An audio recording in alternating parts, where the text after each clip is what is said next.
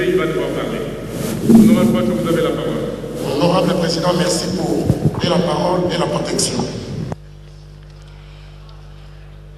Honorable Président de l'Assemblée nationale, honorables membres du bureau, distingués collègues, Excellences, Monsieur le Premier ministre, leurs Excellences, Messieurs les membres du gouvernement, à l'occasion de l'examen de ce budget 2010, je me suis imposé comme discipline de ne parler que du budget relatif propre à nos différentes provinces.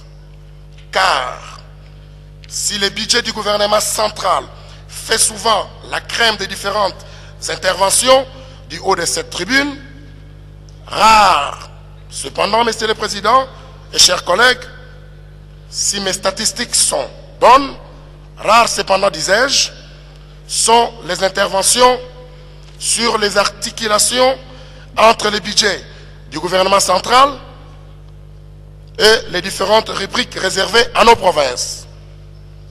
Voilà pourquoi, Monsieur le Président, j'ai voulu porter mon intervention essentiellement sur les provinces, comme tant d'autres d'ailleurs, pour le meilleur décollage de la décentralisation.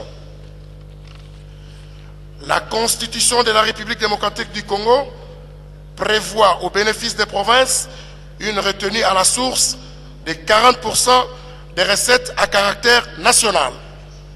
Cependant, cette disposition constitutionnelle n'a jamais été mise en application.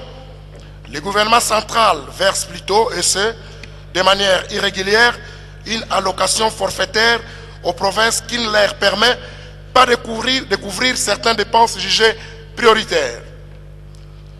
Lors de la conférence des gouverneurs tenue au mois de juin 2009 à Kisangani, les provinces avaient émis le vœu de faire de la rétrocession une ressource disponible et obligatoire de la province au lieu d'une dépense facultative du gouvernement central.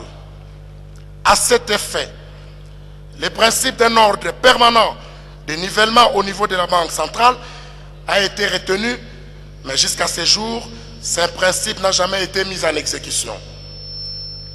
Dans son discours de présentation du budget de l'État prononcé devant l'Assemblée nationale, le samedi 10 octobre 2009, le Premier ministre a évoqué un compromis entre le gouvernement central et les provinces sur la rétrocession.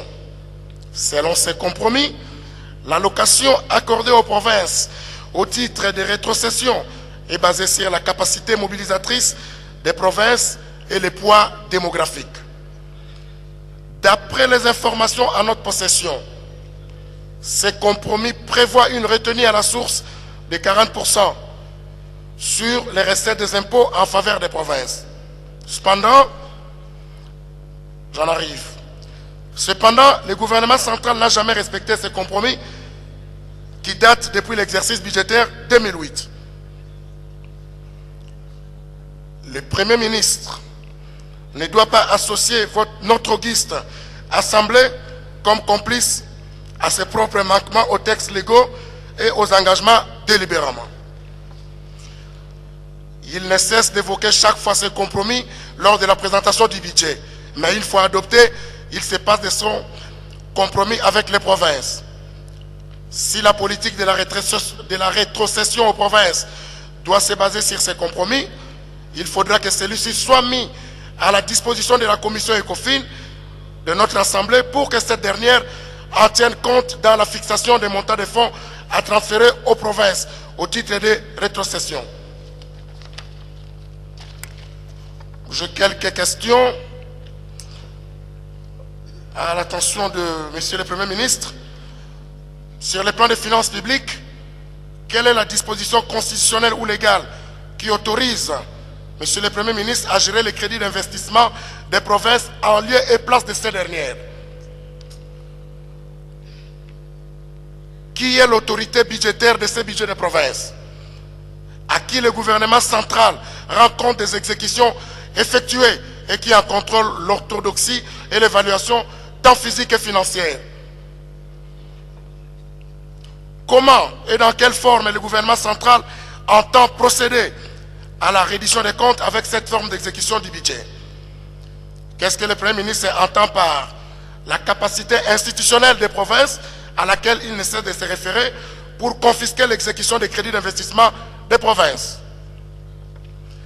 Pourquoi le Premier ministre s'emploie à créer de la mauvaise gestion des gouvernants à l'échelon provincial pendant qu'il leur enlève la matière devant constituer l'essentiel du jugement de l'air administré? À quoi a servi que le député et le gouverneur soient votés par la population?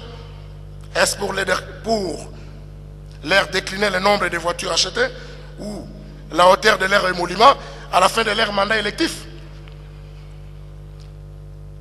Est-ce nous reculer à la préhistoire de la gestion des finances publiques? Et à quoi nous avons ces crimes budgétaires consommés sur le plan général? Chers collègues, voilà les quelques questions que j'avais posées à son Excellence, Monsieur le Premier ministre. J'ai dit, Monsieur le Président. Merci bien.